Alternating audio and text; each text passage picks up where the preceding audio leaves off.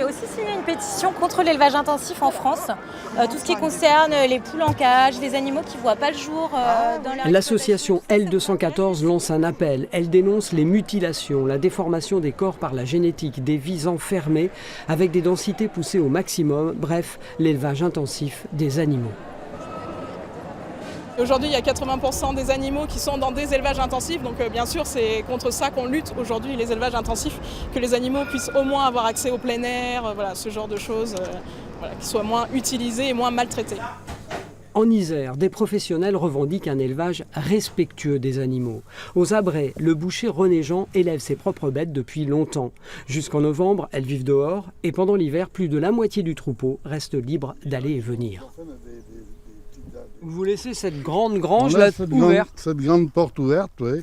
Les bêtes, on leur met à manger à l'intérieur. Et puis si elles veulent, les jours où il fait beau, elles vont se promener par les prés sans problème. Selon la saison, René Jean élève entre 50 et 80 charolaises. Si vous courez après les bêtes dans tous les sens, à un moment donné, vous n'en faites plus rien.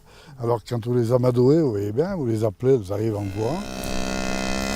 Si quand vous emmenez une bête à l'abattoir, vous l'emmenez dans de mauvaises conditions ou que vous l'avez énervé ou ainsi de suite, ça a tendance à rendre la viande fiévreuse un peu. C'est sûr qu'une bête calme, on dit qu'elles font bonne faim. Pour cet éleveur, la qualité de la viande dépend du bien-être de l'animal.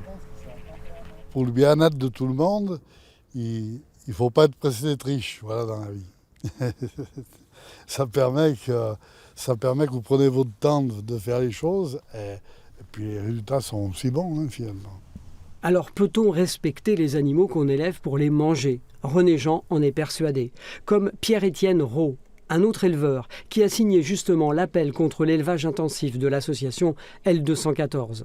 Pour vous faire votre propre idée, vous pourrez lire son livre et bien sûr celui de l'association.